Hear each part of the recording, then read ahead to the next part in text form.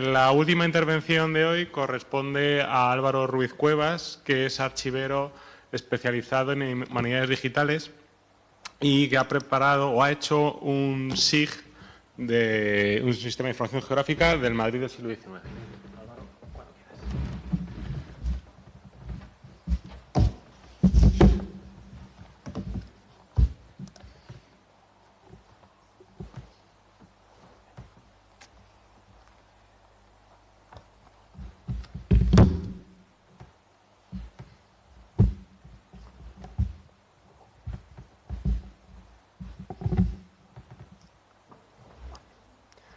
Buenas tardes. En primer lugar, me gustaría agradecer a Cal y en concreto a Javier por organizar y por haberme invitado a estas jornadas tan constructivas. Yo voy a acabar la mañana con otro caso de uso de datos abiertos, en este caso de datos procedentes de bibliotecas y de bibliotecas históricas y de archivos.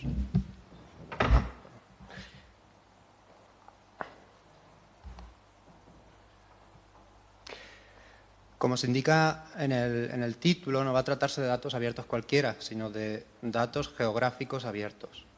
¿Por qué? Pues porque los datos geográficos pueden representarse de manera gráfica, como imágenes. Vienen acompañados de su situación geográfica, por su latitud y su longitud. Y esto es muy importante porque esto les aporta un contexto al dato. Se puede ver lo que hay alrededor. Uno puede tomarse la molestia de escribir con palabras o con números algo que es complejo, pero como dice la expresión, una imagen vale más que 1000 palabras. Si los datos se representan correctamente, el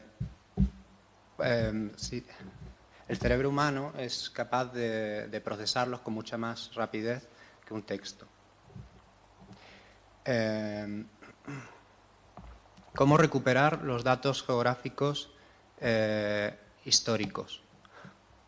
Pues los arqueólogos han sido pioneros respondiendo a esta pregunta. Desde hace años, cuando hacen una excavación, generan miles de datos geográficos, porque registran el lugar en el que encuentran cada estructura y cada objeto. Pero nosotros, en los archivos, que trabajamos con papel, ¿cómo hacemos esto? Pues tenemos que acudir a las fuentes cartográficas, históricas, que pueden aportarnos esa información que nos falta, pues las direcciones que han cambiado, los lugares que han desaparecido, etc. Y entonces, ¿cómo lo hacemos? Pues vamos a utilizar la misma herramienta que los arqueólogos, pero de una manera un poco diferente. Son los sistemas de información geográfica, que sirven para almacenar, tratar, difundir pues, todos estos datos.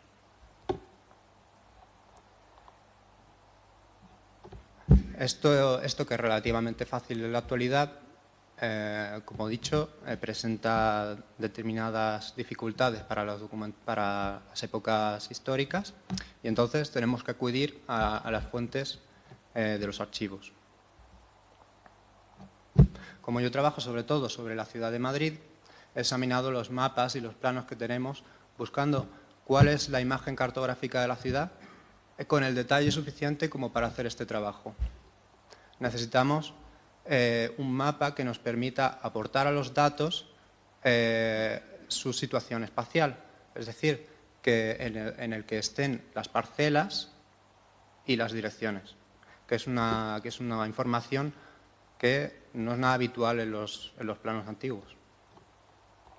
La respuesta a este problema la encontré en el Instituto Geográfico Nacional y en la Biblioteca Nacional de España.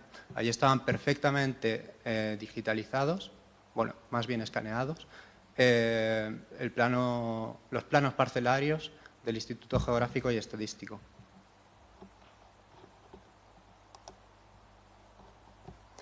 Estos planos, de los que pongo una muestra en pantalla, fueron todo un hito de la cartografía española. Su publicación fue dirigida por Carlos Ibáñez de Ibero, que fue precisamente uno de los impulsores y creadores del metro como unidad de medida. Es algo importantísimo para la geografía. Las dos ediciones más detalladas son las de 1874 y 1877, que se componen de 16 hojas a escala 1:2000. Para hacerse una idea de sus características físicas, cada hoja tiene el tamaño aproximado de 1 a 1. Si lo transformamos en folios de A4, serían unas 112 hojas de plano, que es bastante, casi un librito. El parcelario de Ibáñez de Ibero es perfecto para nuestro propósito, gracias a su gran precisión y detalle minucioso. Por primera vez en la historia tenemos el interior de las parcelas. Aquí vemos un detalle de la primera edición. No he mencionado que el Instituto Geográfico Nacional y el IGN publican estos planos con una licencia totalmente libre, que aquí la ha señalado. Aquí se ve la segunda edición con algunos detalles más. Y aquí la tercera, cuya escala es un poco menos precisa, es 1:5000. Y bueno, estos datos, estos planos, la verdad es que son magníficos, pero para alegrarnos todavía más, hace un año el Instituto Geográfico Nacional puso en línea en su centro de descargas las minutas topográficas. Las minutas topográficas son los documentos de trabajo que utilizaron los topógrafos cuando hicieron el plano parcelario. Son unos casi 800 planos que se encontraron en los años 70 en unas dependencias de la Escuela de Topógrafos. Son mucho más detalladas que el plano parcelario, a escala 1:500. Si juntamos toda esta información, todos estos planos, nos daría una superficie de 12 metros cuadrados, lo que es una barbaridad.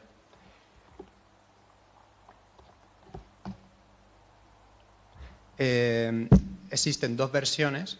Esta primera que muestro aquí quedó inédita, nunca se publicó. Y esta es la segunda, que se corresponde con el año de 1879.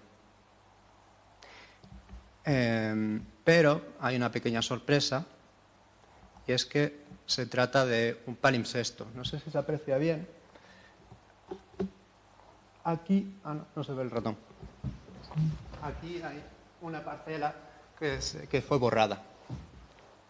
Es decir, que este plano fue borrado y actualizado conforme avanzaron los años.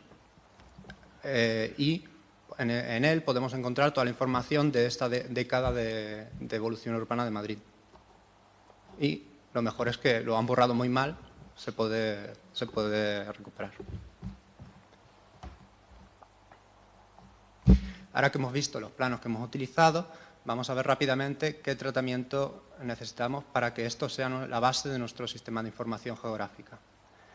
Primero ha sido necesario transformar los planos escaneados en un plano digital. Esto se realiza primero georreferenciándolos, después vectorizándolos, y una vez hecho esto, se puede alimentar la base de datos que hay detrás. La georreferenciación que acabo de mencionar consiste en asignar una referencia métrica a un sistema de coordenadas global, es decir, darle las coordenadas que tiene a ese plano antiguo. Para ello he utilizado el software libre QGIS, que funciona maravillosamente bien, y he tomado el cadastro actual, que está publicado con una licencia libre en la sede electrónica del catastro, y que se encuentra precisamente georreferenciado.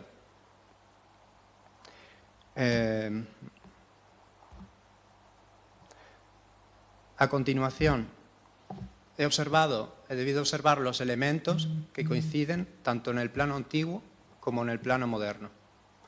El catastro tiene en su base de datos el año de construcción, pero este dato es muy impreciso, así que lo he tenido que descartar.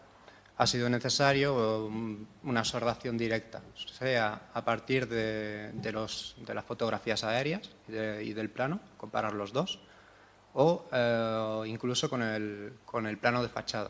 El plano de fachada no, la fachada directamente, porque muchas veces lo puedes ir a visitar o lo puedes ver en Google Maps.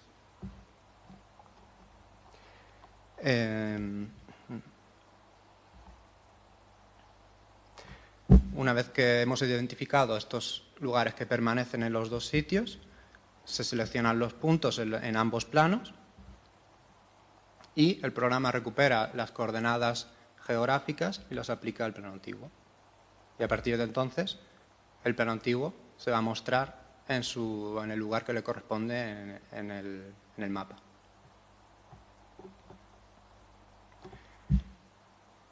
Para construir el sistema de información geográfica, he utilizado en prioridad estas minutas topográficas porque son mucho más precisas, pero es una fuente un poco incompleta. Faltan algunas hojas y luego uno comprende todo el plano de Madrid, todo el término municipal. Así que para complementarlo he utilizado el que veíamos antes.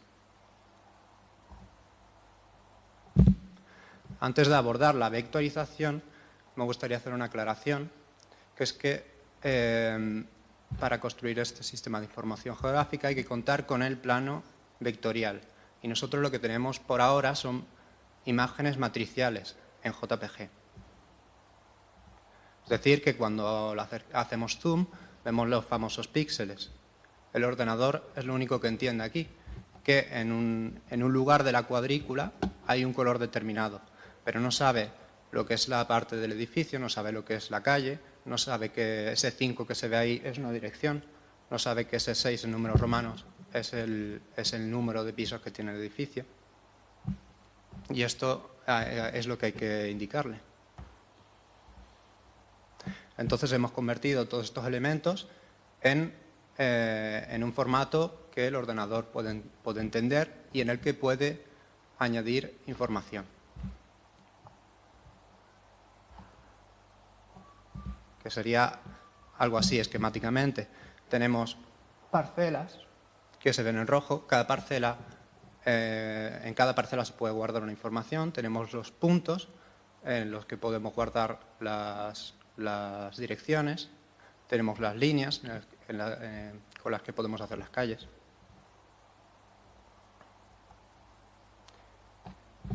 Y bueno, pues este trabajo básicamente consiste en calcar el plano antiguo cual monje medieval. Hay sistemas que empiezan hay programas que empiezan a aprender a calcar planos históricos, pero todavía no ha llegado el día en el que esto es perfecto, da ciertos errores.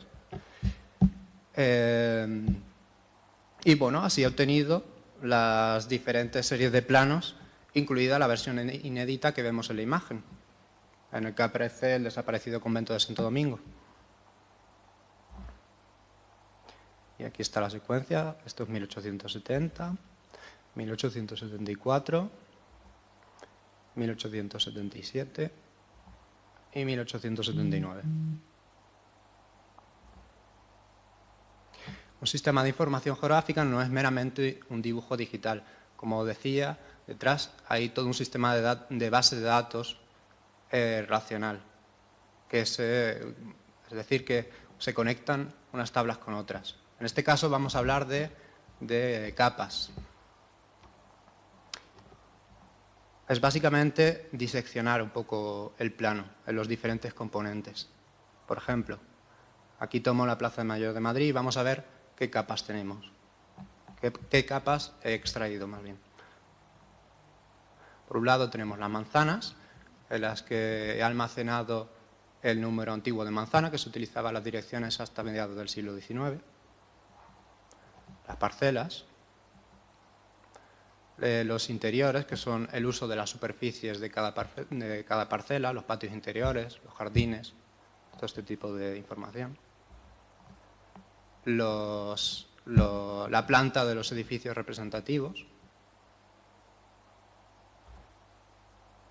las vías, las calles, las plazas, con sus nombres, que a veces cambian en los diferentes años. Detalles arquitectónicos que se representan mediante superficies, como los jardines públicos. Por supuesto, las direcciones, que es casi lo más importante. Otros detalles, como las aceras, que se representan mediante líneas. Los transportes, el tranvía de sangre, que era tirado por mulas, y el ferrocarril. Las tuberías del gas, las cañerías de agua. Las curvas de nivel. Y otros detalles que se representan mediante puntos, como son las farolas, los árboles, las fuentes, las bocas de riego, etc. Y así llegamos al resultado. Si juntamos todas las capas, que no tenemos por qué mostrarlas así, pero ya tenemos todo. Aquí he hecho una pequeña grabación para que se vea un poco mejor en su conjunto.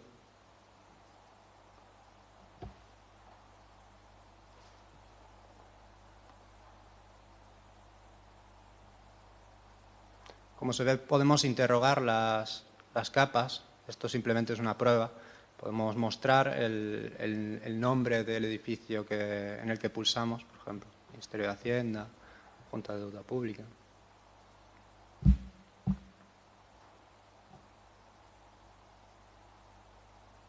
Podemos cambiar, podemos ver otros planos actuales.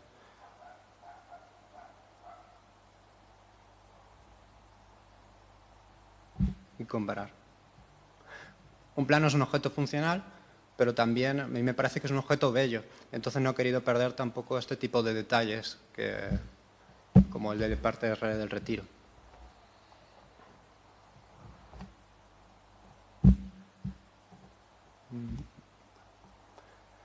Vale, ahora que hemos visto cómo se construye la base del SIG histórico de Madrid, podemos preguntarlos, vale, pero ¿todo esto para qué lo hacemos? Pues toda esta infraestructura que hemos creado es para almacenar y para representar los datos.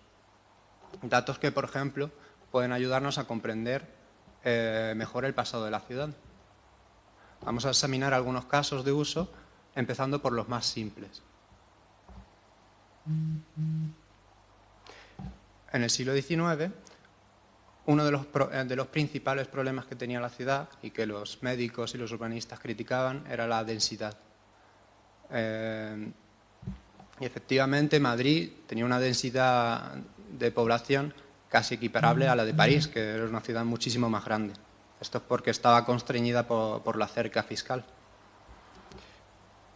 En este plano que muestro y que he producido gracias al SIG, nos puede ayudar a analizar un poco esta cuestión.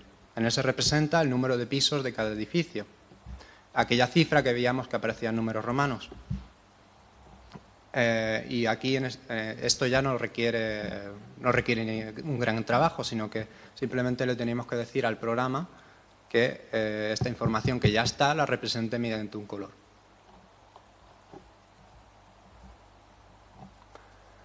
La imagen resultante nos permite examinar con mucho detalle la densidad de la ciudad, como decía. Y esto nos baladí porque no existen otras fuentes históricas de la que podamos recuperar esto hasta 1940, que es bastante después.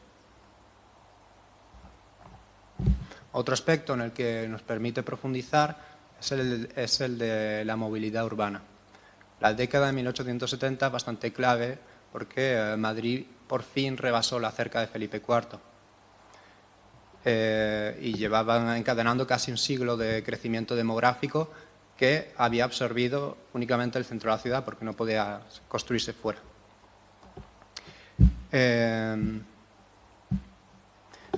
Entonces, al comenzar esta década, todavía era posible recorrer la ciudad de Madrid a pie. Es lo que en estudios urbanos se denominaría una walking city. Este mapa representa hasta dónde podríamos llegar desde la Puerta del Sol, que está en el centro, a intervalos de 10 minutos. Es decir, la parte más oscura es la zona que podríamos alcanzar en 10 minutos desde la Puerta del Sol. El primer anillo es en 20 minutos, el segundo es en 30, así sucesivamente. Lo producido con ayuda de un algoritmo que utiliza la capa de vías y de transportes. Habría que tomarla con ciertas precauciones porque es una proyección un poco ideal, pero permite hacerse una idea de cómo podían ser los desplazamientos en el Madrid de la época y sobre todo de cómo van a cambiar en esta década. Porque aparece una nueva necesidad.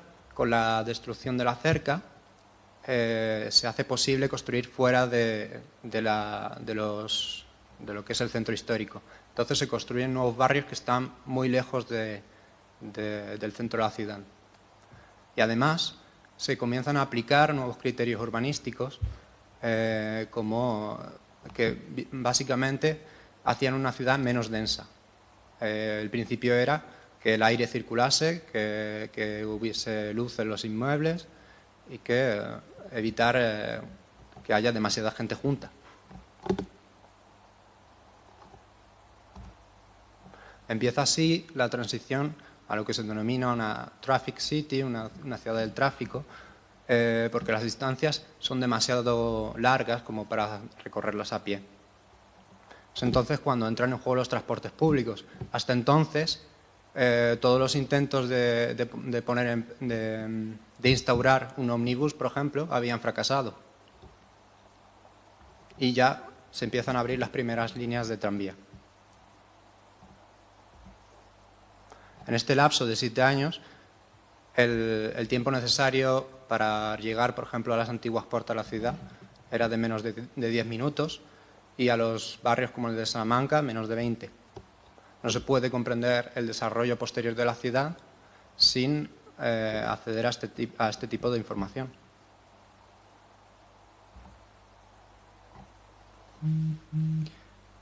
Pues hasta aquí hemos analizado y transformado información que está ya en el plano, pero en el SIG podemos incluir información que viene de fuera. Simplemente necesitamos datos que tengan una referencia espacial, datos en los que se mencione o el barrio al que se refiere, o la parroquia, o la dirección, o el edificio. Cuando uno se interesa a la demografía histórica, ve que en el siglo XIX hay una explosión de estadísticas sanitarias. Y esto es porque los médicos se dieron cuenta en esta época de que había muchos condicionantes que tenían una influencia en la salud. Y entre ellas, dónde vivía la gente, el barrio. Es así que produjeron enormes cantidades de datos y se fundó, entre comillas, la epidemiología. El problema es que los métodos de presentar estos datos en esta época eran un poco rudimentarios y tenemos cientos de documentos como este que son prácticamente ilegibles hoy porque son tablas de números y números y números sin fin. Esto es un informe del Ayuntamiento de Madrid sobre la mortalidad del cólera en la segunda epidemia, creo que era, 1865. Sin embargo, si nos tomamos la molestia de tratar estos datos, pueden ser muy reveladores. Hemos podido representar las defunciones declaradas en Madrid durante esta epidemia y el resultado son 112 planos, día por día, que van desde agosto hasta noviembre. Para facilitar la visualización he hecho un GIF, un pequeño vídeo, en el que se ve la progresión de la epidemia.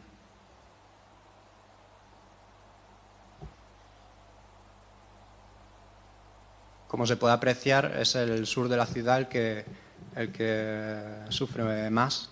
Esto es posiblemente porque el agua que se bebía ahí estaba contaminada por los barrios que estaban más arriba, en el norte. Pero solo es una prueba de lo que se puede hacer con este tipo de datos epidemiológicos y que en este caso son datos un poco vastos porque son de cada parroquia. Hay otros datos de otros brotes epidémicos que van a puerta por puerta y te dicen el nombre de la persona que enfermó y hasta qué había comido el día anterior. Es increíble. Y lo mejor es que no tenemos ninguna ley de protección de datos en 1860 y podemos hacer lo que queramos. Como curiosidad, fue un médico londinense, John Snow, el que descubrió en 1854 el origen de los contagios del cólera, que era bebiendo aguas contaminadas, y se sirvió precisamente de un primitivo sistema de información geográfica en el que representaba los muertos por cólera y los pozos de agua a los que iban a beber. Esto es, este John Snow es considerado casi el padre de la epidemiología y además de los sistemas de información geográfica. Bueno, pasamos a otro caso. Esta imagen que vemos son extractos de una fuente de información extraordinaria. Se trata de los anuarios Bailly-Bayer, que es, por decirlo así, una especie de Google del siglo XIX. Si necesitabas un peluquero o una guantería, lo encontrabas en el Bailly-Bayer. Tenías la dirección. El problema es que este Google decimonónico es un poco, para los estándares actuales, es poco práctico. Para Madrid son más de 1.600 páginas de una letra verdaderamente minúscula y solo en Madrid hay 28.000 direcciones de profesionales, empresas, instituciones, etc. Y esto es solo la primera edición, porque esto continuó hasta mediados del siglo XX, si no recuerdo mal. Entonces, tenemos una fuente de información que es increíble, pero para el que se atreva, porque es muy difícil de tratar. Y a esto se suma el hecho de que las direcciones que aparecen en el Bailly-Bayer son las direcciones antiguas, no coinciden con las de hoy. Pero, afortunadamente, con el SIG histórico tenemos las direcciones antiguas, así que fui a ver qué podía hacer. La extracción, hay un grupo de investigación en París que trabaja sobre este mismo tema y ha desarrollado un método para la extracción automática de estos datos, o semiautomática. Tienen algunos errores, utilizan un sistema NER, de Name Entity Recognition, que digamos que es viable, pero yo no lo he utilizado porque requiere un poco de tiempo. Por el momento me he limitado a extraer algunos oficios que me han parecido representativos para probar qué es lo que se puede hacer. Y aquí represento, aquí he extraído, a ver, se está ejecutando. Esto es un pequeño vídeo en el que muestro los senadores, dónde vivían, y los diputados. Entonces podemos ver cuáles eran las pautas de dónde se alojaba un senador, dónde iba a vivir un senador o un diputado cuando llegaba a Madrid, porque muchas veces eran de fuera, de otros sitios de España o incluso de Puerto Rico.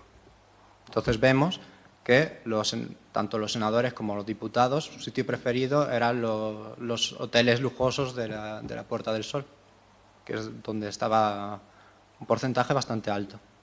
Podemos ver quiénes eran, el diputado de dónde era, etc.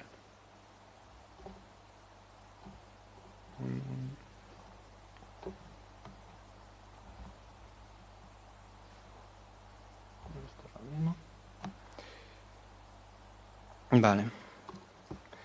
Pasamos a otro uso. Es que cuando investigaba sobre la historia de Madrid, uno de mis sueños era un poco poder olvidarme de los instrumentos de descripción un poco antiguos y desactualizados que tenía que utilizar. Y bueno, desde que me convertí en archivero,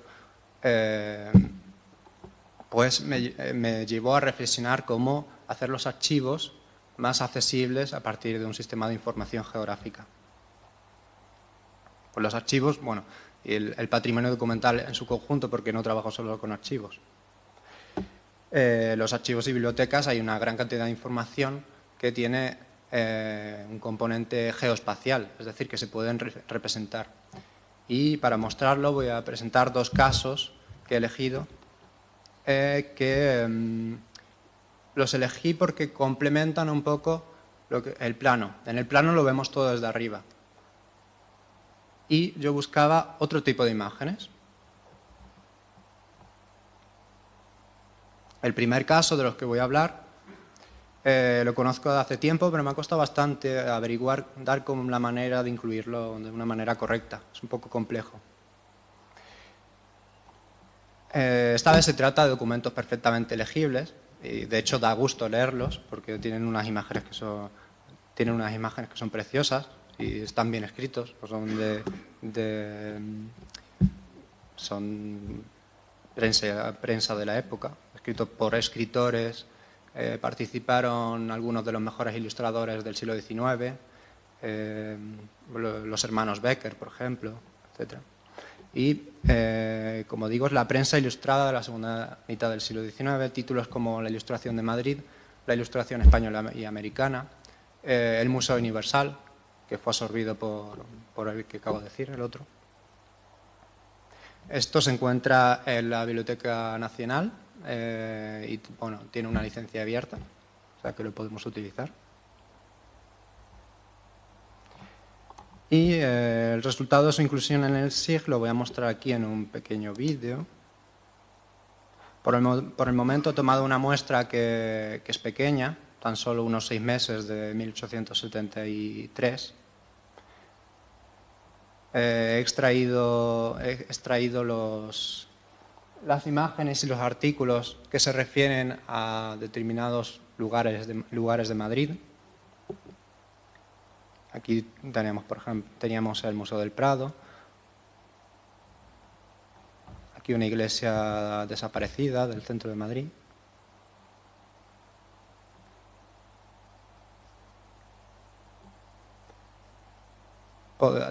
Encontramos escenas urbanas, acontecimientos políticos, hay muchas imágenes industriales. Y para georreferenciarlos, no sé si puedo venir atrás. Bueno, no pasa nada. Podemos incluso llegar a encontrar el punto exacto de esta imagen dentro de un edificio, como es este caso de una subasta de caballos, las caballerizas reales, que encontré por la ubicación de las ventanas y por este tipo de detalles, en qué parte del edificio estaba.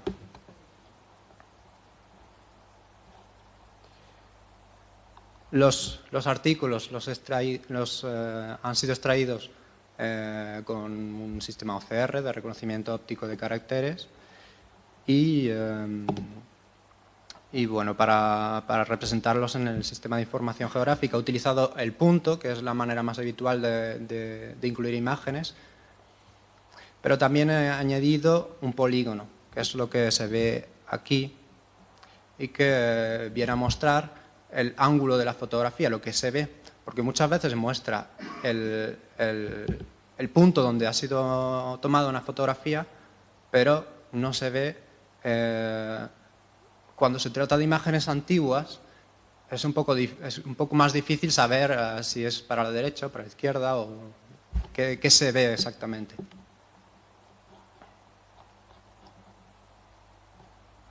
Y bueno, todo esto, pues he creado una pequeña interfaz cartográfica web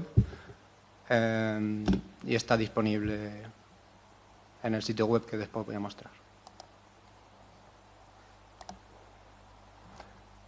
Podría decirse que para hacer esto no es necesario ponerse a construir un sistema de información geográfica, pero esto es cierto, pero por otro lado, el sistema de información geográfica nos aporta la posibilidad de enlazar todo esto con la base de datos que hay detrás. ¿Y cómo? Pues aquí en esta imagen, por ejemplo, vemos 3 edificios del barrio Salamanca. Uno de ellos, yo creo que es la iglesia que vemos ahí, yo creo que es la única imagen que se conoce. Pues simplemente los podemos seleccionar en el plano y conectarlos mediante la base de datos. Esto quiere decir que cuando nosotros queramos una información sobre uno de estos 3 edificios, lo seleccionamos y nos va a sacar la lista de imágenes en las que aparece. Y no requiere estar buscando qué es este edificio o la dirección, simplemente vas, lo pinchas y lo enlazas. Pueden ser edificios totalmente anónimos, que son detalles que normalmente en las descripciones archivísticas se olvidan.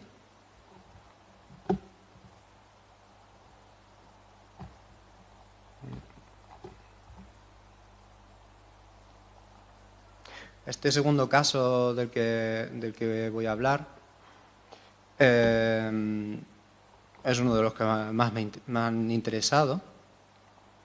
Se trata de hacer más accesibles los expedientes de licencia de obras, que están digitalizados en la maravillosa Biblioteca Digital Memoria de Madrid, aunque proceden del Archivo de Villa. Tiene una licencia un poquito más restrictiva que la de la Biblioteca Nacional, pero se pueden reutilizar.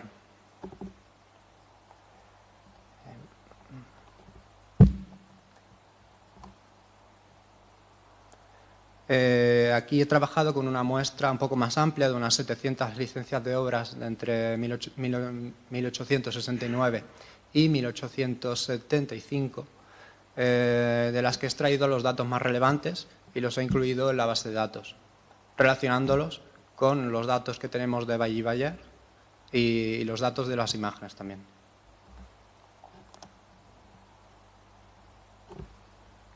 De nuevo un pequeño vídeo, no sé si... ya se ve. Las parcelas que aparecen en rojo son aquellas en las que he encontrado una licencia de obras. Aquí voy a seleccionar uno, que no se ve mucho el ratón. He hecho una pequeña ficha que no está muy depurada, es casi lo último con lo que he trabajado, pero bueno, se vería pues la asignatura, el objeto del expediente, el propietario, los arquitectos y los planos. Como curiosidad, busqué el arquitecto de este edificio, del teatro principal, y aquí lo tenemos. Construyó un edificio en Madrid, justo al lado de su vivienda, de hecho, y aquí está el plano. Esto se puede enlazar con el expediente de licencia de obras, con el PDF. Es un poco parecido a lo que se está haciendo con documentos actuales en los archivos, pero aplicado a documentos históricos.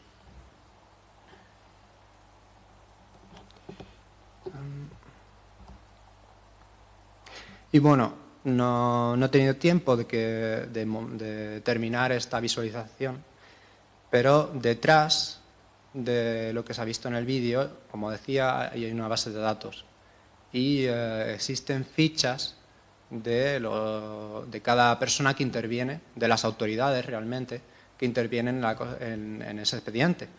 Sobre todo es el propietario y el arquitecto, aunque también hay representantes, apoderados y todo este tipo de personajes. Y bueno, pues estas fichas se van alimentando a partir del Valle y Bayer o de las otras fuentes, y aquí la tenemos. Si la abres, pues puedes ver que este señor fue arquitecto de varios edificios en Madrid y los puedes localizar fácilmente.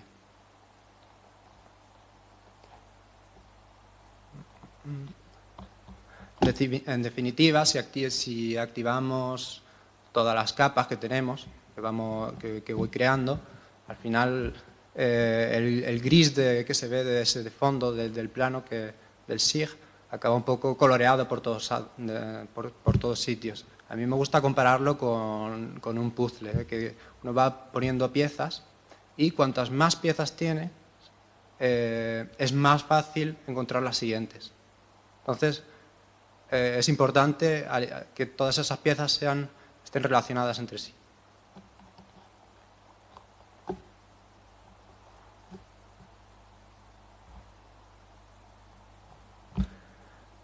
Y bueno, para mí el interés de hacer todo esto no es únicamente ampliar los límites del conocimiento, aunque eso está muy bien, es que ese conocimiento llegue al mayor número de personas.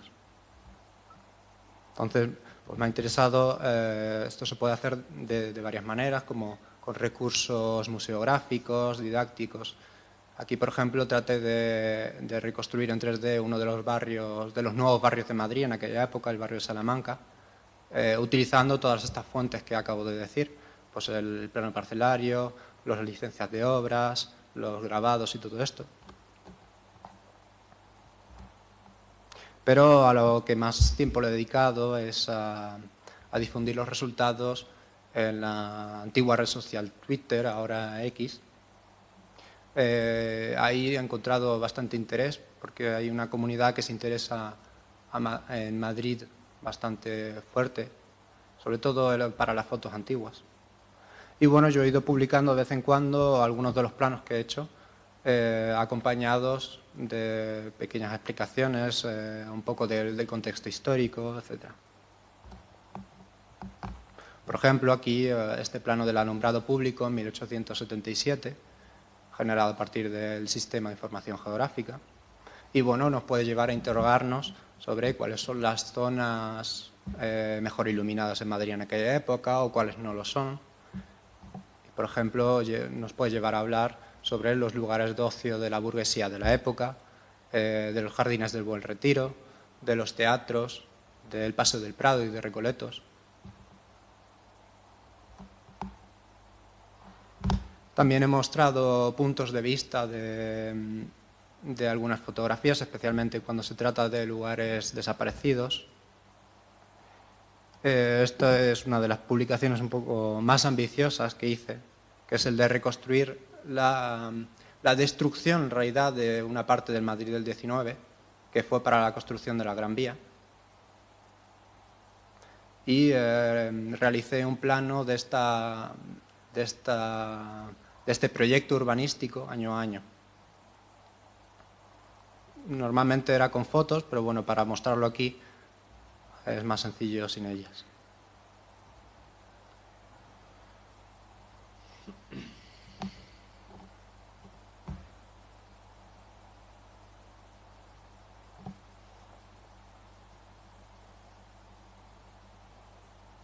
Y bueno, y así retrazamos un poco más de 50 años de la historia de Madrid.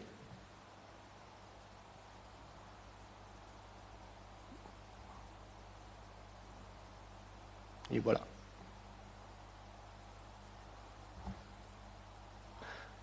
Bueno, a pesar de que la cuenta tiene ya una buena base de seguidores, unos 1900, no está mal, la receta de una buena publicación, la verdad es que es algo que todavía se me escapa. Es muy imprevisible, haces cosas que trabajas muchísimo, tienen poco eco, y cosas que son muy espontáneas, a lo mejor, o que haces sin mucho trabajo, tienen mucho éxito, no lo sé por qué. Lo único que he constatado es que hacer un vínculo con la actualidad es importante. Llegamos al final, a las conclusiones. Hasta aquí he tratado de presentar algunos casos de utilización del sistema de información geográfica de Madrid que he tenido tiempo de desarrollar. Pero bueno, todo esto es una pequeña muestra. Y lo sé porque hay otros proyectos que tienen ya más longevidad y han hecho más cosas. Por ejemplo, Alpage, que es el proyecto de la ciudad de París, que tiene ya, creo, más de 10 años. O el de Urbanist de Toulouse, que hace unas cosas muy interesantes. Y al contrario, lo que observo es que al contrario de mi proyecto, casi todos estos se distinguen por una gran interdisciplinaridad.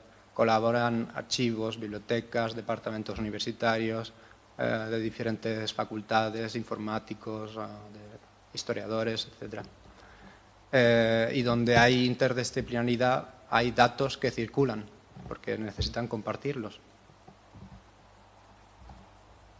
Pienso que es importante establecer vínculos con otros proyectos de estas características, Primero porque permite inspirarse unos a los otros y utilizar metodologías que son interoperables. Por eso escribí el SIG histórico de Madrid, La Fabrique numérique du passé, que es la fábrica digital del pasado. Es una iniciativa francesa especializada en albergar datos abiertos de información geohistórica, arqueológicos o como el mío, no tiene por qué ser tan de la prehistoria, por ejemplo. Y bueno, proporcionan herramientas para su puesta a disposición a la comunidad científica. Están todos visibles en una página, está bien. Y pensando que nunca es demasiado tarde para ampliar los horizontes del proyecto e invitar a otros especialistas o a personas que no conocen el tema a colaborar, abrí la página web madrid19.es, 19 en números romanos, y allí pondré a disposición progresivamente los datos que he ido generando. Y así podré quizás cerrar el círculo virtuoso de los datos abiertos, que es el de generar nuevos datos abiertos y más conocimiento. Y bueno, muchas gracias por vuestra atención.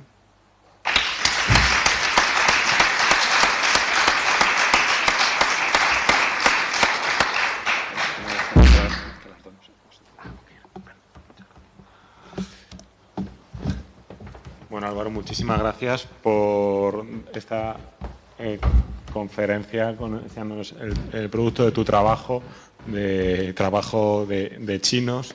Y bueno, como es un poco tarde, vamos a ir cerrando la sesión. Muchas gracias a todos los asistentes que habéis venido aquí a Burgos. Gracias a los que nos estáis siguiendo a través de Internet.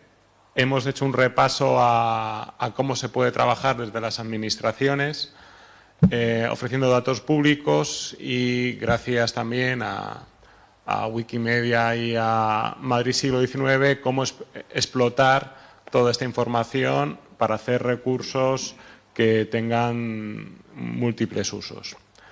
Y esperemos organizar pronto otra actividad relacionada con datos, porque creo que puede tener también muy buena acogida. Gracias a todos y hasta la próxima. Uf.